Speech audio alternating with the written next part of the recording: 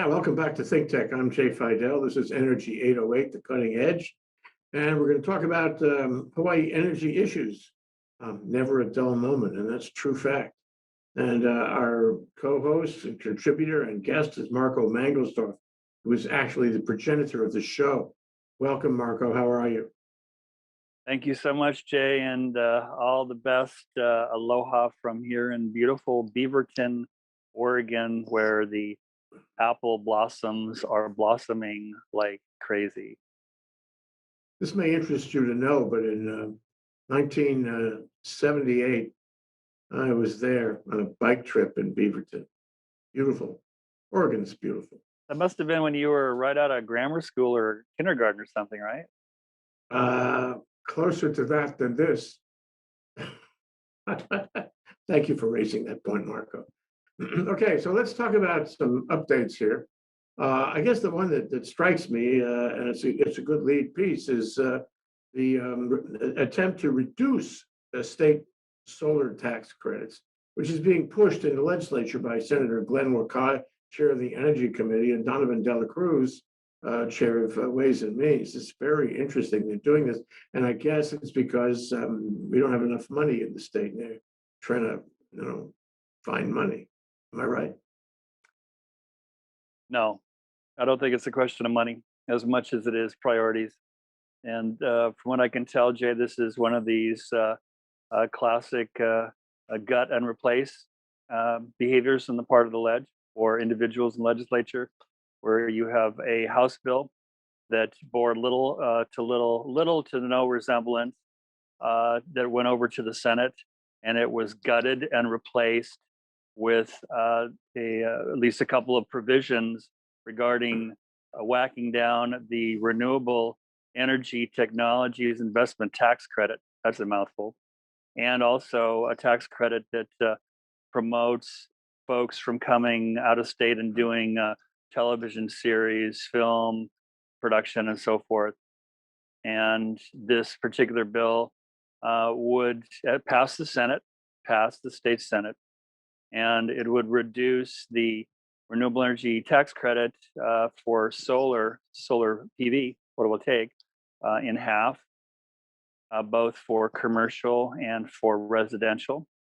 So right now, for example, the residential PV tax credit is $5,000 per system. It would reduce it to half of that. And it will, obviously, the Senate version of the bill is significantly different than the House version of the bill.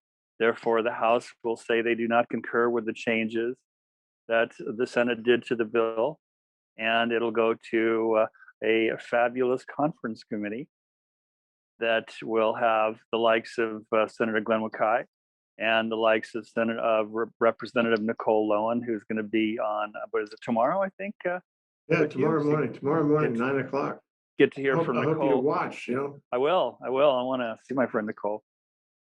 So, Nicole will be much better placed than I to pronounce on what her attitude is towards this dramatically changed bill. I mean, so that's kind of the the inside politics or inside baseball part of the process.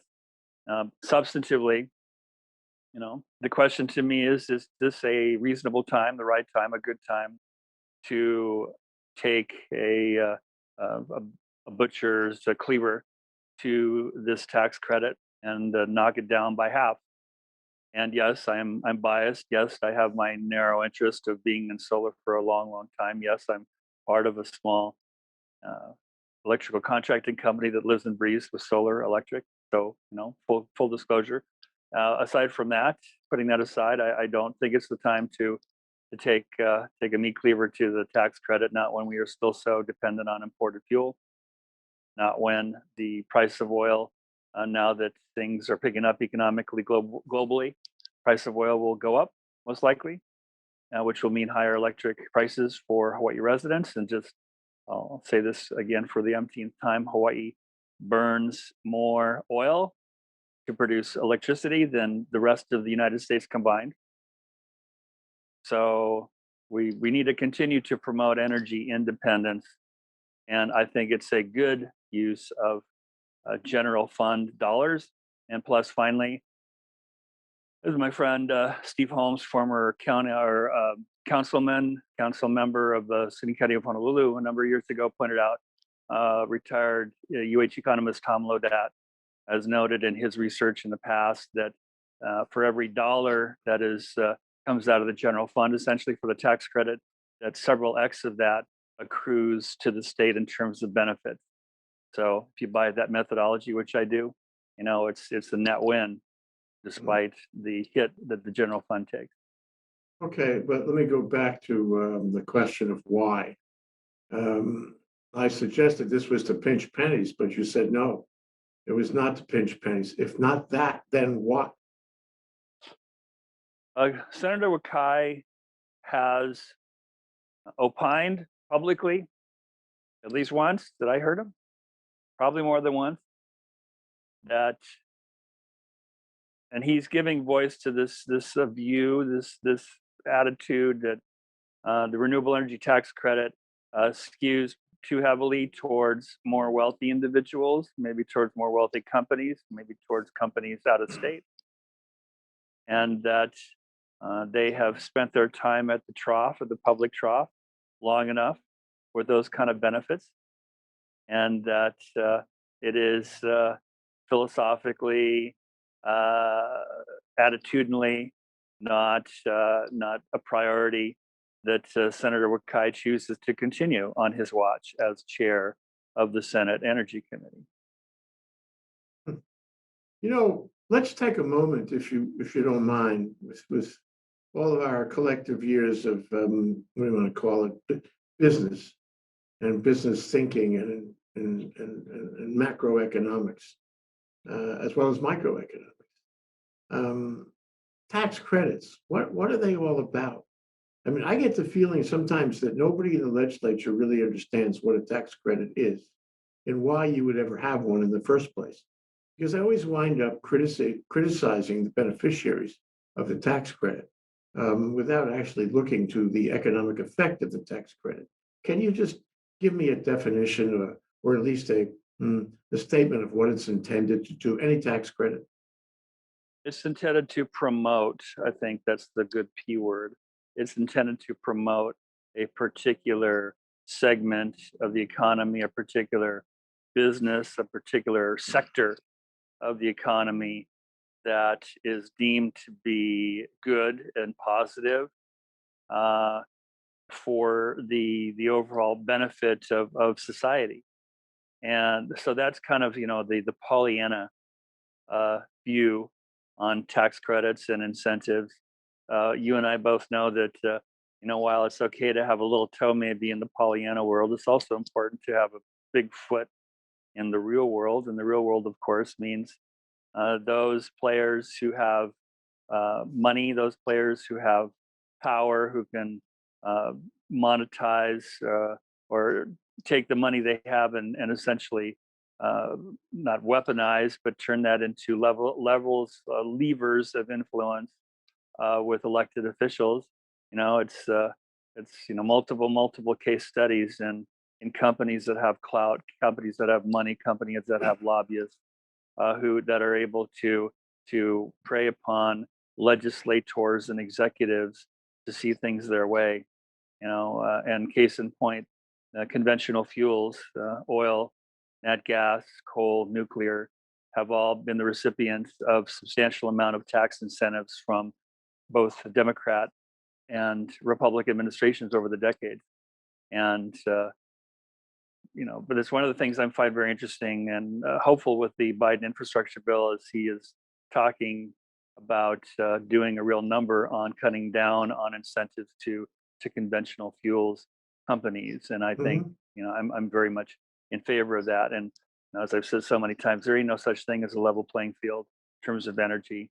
So I would like to see, if I could, reduction. I'd be happy with a reduction across the board of incentives, because solar and storage would still be very, very competitive. Yeah, here's my view of it. If you have a free economy, it doesn't necessarily go in the right direction because people aren't necessarily rational in the marketplace. So if government has a public policy it wants to implement, it wants to change the way people conduct themselves, then it can incentivize conduct that would not otherwise be incentivized. And so, for example, in Act 221, may it rest in peace, the issue there, under the last days of Caetano and the early days of Linda Lingle, who ultimately wrecked it, the idea was to incentivize the development of an innovation and tech industry with this tax credit to investors, encouraging investment locally and offshore.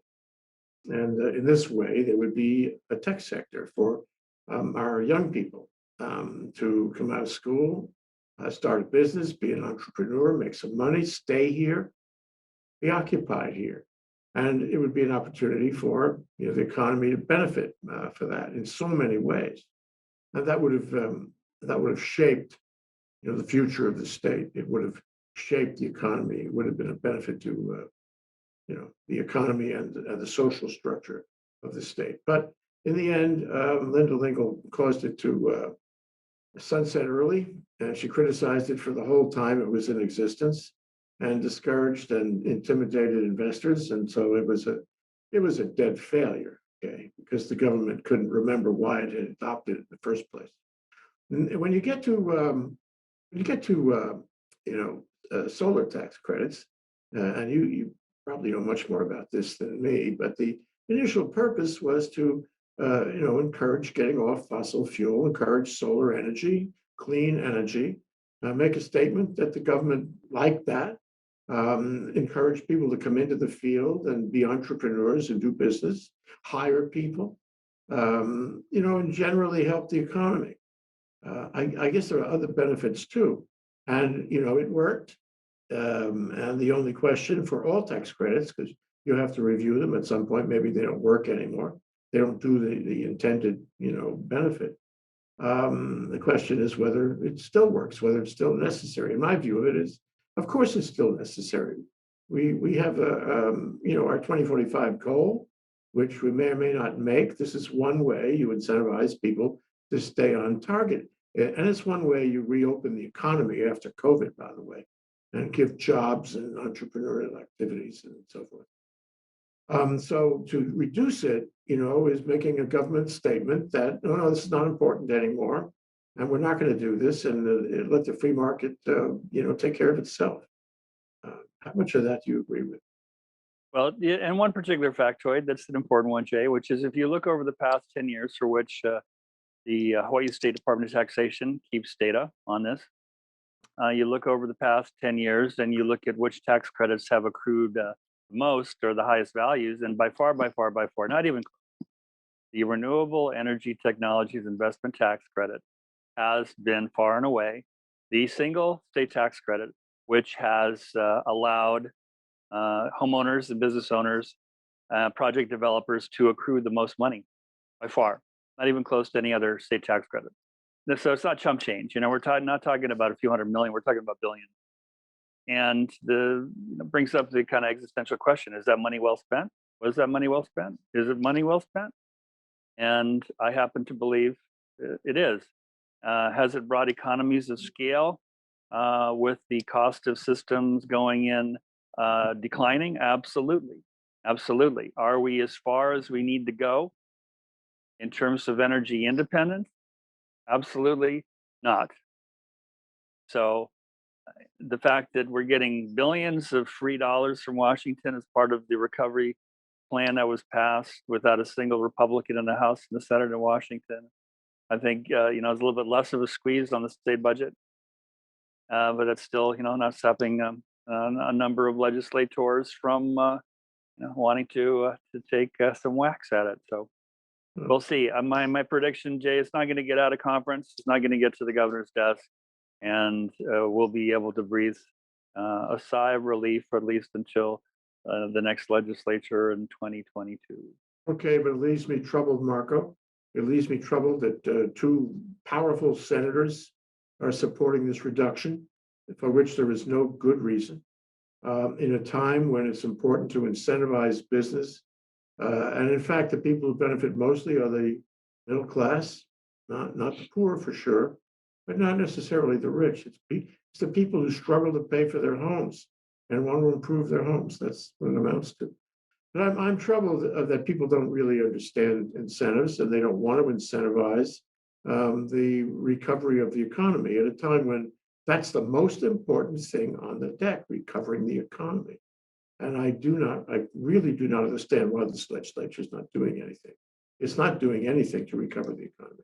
Well, and I'll add to that. Of course, keeping up with the Hawaii news, as I've been gone for about a week now, and there seems to be a growing pushback on the part of locals on different islands, Maui, Oahu, who are seeing more and more tourists, coming back to their favorite beach spots, and finding parking to be difficult, and finding the peace, the relative peace, and the fewer number of people that they appreciated over the course of pandemic months where there were fewer tourists, right?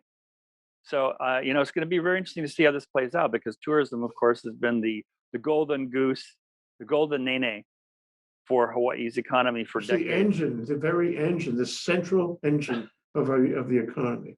So why not beat it up? Why not impose fines on buses who take tourists to the beach? There's a great idea to incentivize the development reopening. Well, I think it's going to be very interesting to see how this plays out, because there are a lot of people who believe the 10 million tourists a year is too damn many. So now that we've had more space to ourselves, so to speak, and I don't want to get, anti-tourist at all, because I'm not, but it's just very interesting, sociologically, psychologically, to witness now that there are more tourists coming back and haunting their usual tourist places, that more and more Kama'aina, people who live in Hawaii, are, do we really want to go back in that direction? So I think that this is going to be a very juicy, very heated, interesting, ongoing discussion and debate in the months and year to come. You know what's wrong with it, though? The way you solve dependence on tourism and hospitality industry is you make another industry, and you occupy people, you give them jobs in the other industry. Yeah. And this state has been trying to develop a tech industry since John Burns, and we have singularly failed to do that. And we don't remember about John Burns or any of the governors since then. And we are not incentivizing tech or innovation industry or any industry, even agriculture. We're not really incentivizing that either.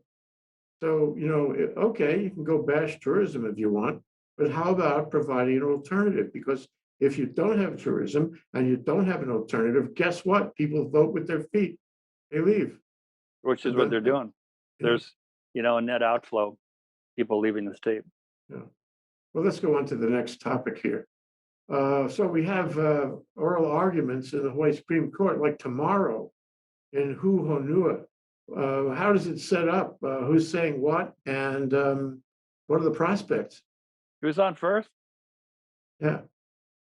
What's on second? Honua's on third? Something like that. Yeah. You're older than me. I don't remember any of that. I give a shout out to our friend Henry Curtis, because he lives and breathes this stuff, keeps me and us on top of such things. So yeah, oral arguments tomorrow before the Hawaii Supreme Court.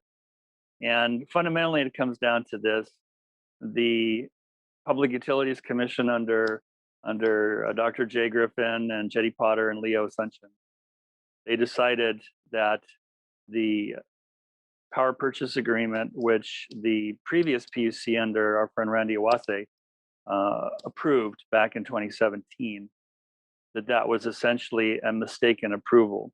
It was done in error. It was done in error because that particular project, that there was not competitive bidding for additional generation for Helco on the Big Island. So last July, this current PUC essentially reversed the Awase decision of 3 years prior, and said, lack of competitive bidding, everything else is moot. Everything else is moot. Everything else is moot. And the Huhonua folks, the big bucks from Franklin Templeton, Jenny Johnson, refused to take that no for an answer. They appealed. They're appealing the decision from the commission to the Supreme Court, saying we were denied due process. We should have been given an evidentiary hearing, and we were wronged. That is their legal position. They've hired many of the biggest legal guns in the state over the years, and we'll get to see some of them in action tomorrow, as well as lawyers from the state of Hawaii representing the Public Utilities Commission. So oral arguments tomorrow. My prognostication is there will be a decision in, what do you think, 3, 4, 5 months announced, and that the court will decide, hopefully 5-0, that the PUC was not in error, and that they reaffirmed the commission's decision. And then what is Huhonua going to do? I don't know. It's hard for them to convert the plant that they have built 95% complete already to something else. That's an interesting, difficult question. But you know what? I know how you feel about it. You've made that clear. But what's your advice to the Supreme Court in terms of policy and law? Well, I did not score well on the LSAT test decades ago. I'm very ashamed to admit publicly for the first time, Jay. So me offering legal opinion, you got to take that with about 10 pounds of salt. It comes down to where was Huhonua denied due process as far as an evidentiary hearing, and I'm not competent to opine on that legally.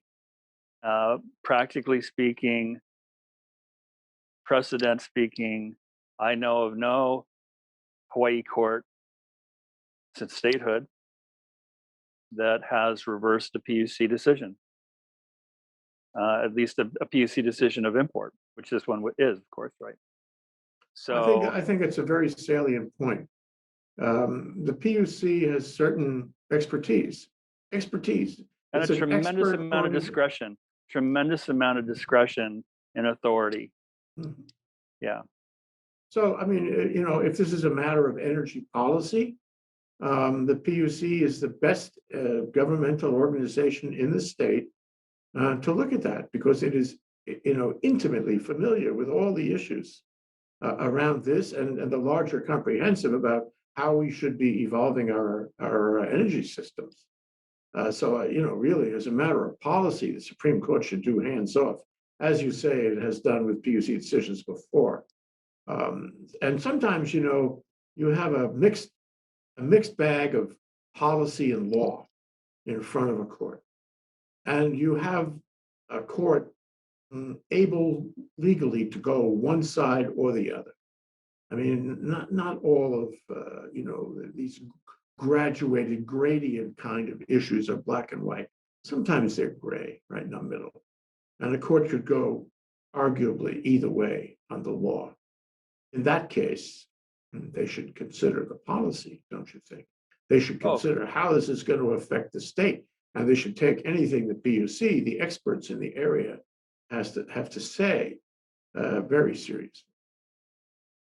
I mean, I don't know, hypothetically, courts are supposed to be immune from the prevailing winds, political winds, the passions of the day, right? But that does not exist in the real world. I mean, you go back throughout several 200 plus years of American jurisprudence, going back to 1787, and you find so many key decisions that were so heavily influenced by the politics of the day, right? And it's a mix between interpreting the Constitution, interpreting statutes, and also what is going on in this particular era. What wrongs need to be righted. So it's gee, I thought we were talking about state government here. For a moment, it sounded like you were talking about Washington, but that's put that aside and just just you talk about politics, but I make a distinction between politics and policy. Policy, the best thing for the community, policy, the best way to get to where we need to go, policy. That's not Well, necessarily political, yeah, not necessarily political, but oftentimes is very political. of course. I'll have to agree with that. Okay, let's go to the next one. We have a few minutes left. And that is PGV, Punajia Geothermal Venture, where we had a docket that was going to consider a new purchase power agreement that was actually going to reduce the amount of money that PGV gets from, I guess, Helco. And it got suspended. Can you talk about that? Yeah, I mean, this PPA, putting aside whether PGV is a good thing or not so good thing from an environmental perspective, but this new revised and amendment power purchase agreement submitted by Mike Kalakini and PGV back in December 2019 would be a good thing for Helco ratepayers in terms of the cost. In other words, it would be better for the average 85,000 or so Helco bill customers and payers, of which I and many others are. And interestingly, it was suspended a couple weeks ago, this particular PPA, pending a new environmental impact report being completed and being submitted to a quote accepting agency other than the Public Utilities Commission.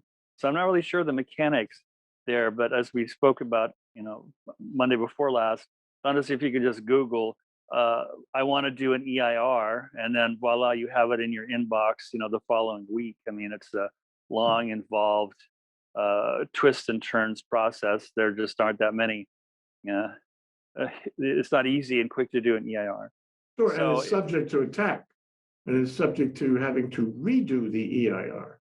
well, It's not easy. the last EIR, I believe, dates back to the 1980s when the first PPA was agreed upon. I believe 1986. Prior, 6, 7 years prior to PGV actually going online in 1992. So I think it's reasonable that, and this is the argument made by a number of people in Puna on the Big Island, saying, hey, there hasn't been an EIR for this place for a very long time, and you're talking about increasing the output as well from high 30s to higher 40s megawatts peak. So the commission essentially said, yeah, we agree. An EIR is necessary. And therefore, until one happens, we're going to suspend the consideration of a new PPA. But the kind of Alice in Wonderland aspect of this, Jay, is, implicitly, the commission is, I believe, taking note legitimately of environmental concerns of this plan that have been voiced by a number of credible parties, right? So they're saying, we take note of this. This is important. There needs to be a new EIR on this facility because the other one, the first one, is decades old. So we agree with that. We're putting aside this spending the docket, but at the same time, they are de facto allowing PGV to continue to ramp up. They're around 20 megawatts now, on their way by the end of the year, according to Mike Kalakini, to I think it is around 37 or 38. So the commission is saying we are concerned, these concerns are legitimate, suspend the docket for now for however long it's going to take, and at the same time, implicitly allowing PGV to continue to operate. Yeah. So And there's the other really ironic thing in all of this is that the net effect of what you have described is that the old PPA, which is way more expensive than the new PPA, stays in place. So it's really an odd moment. It's it's hard to put all the pieces together on that. And I wonder whether you could also, aside from letting them ramp up, you could also approve the new PPA subject to an EIR. You're shaking your head no, but that would be better for the public, wouldn't it? Well, I don't know the ins and outs really of the approval process within the commission, whether they can kind of say, well, we like that part, we don't like that part. I don't think they have that prerogative to do that. It's kind of, this is the way it's presented. It's either okay, we sign off on it, or we suspend it because of this need that they see for a new EIR. And just, point of fact, Hawaii Island ratepayers, electric ratepayers under Hawaii Electric Light Company, aren't going to be too hit, so to speak, by higher electric rates until the price of oil goes up. As the price of oil goes up, the avoided cost, so-called avoided cost, goes up for electricity, and that is when the bills, the electric bills. So right now, what's oil at? Somewhere in $60 a barrel.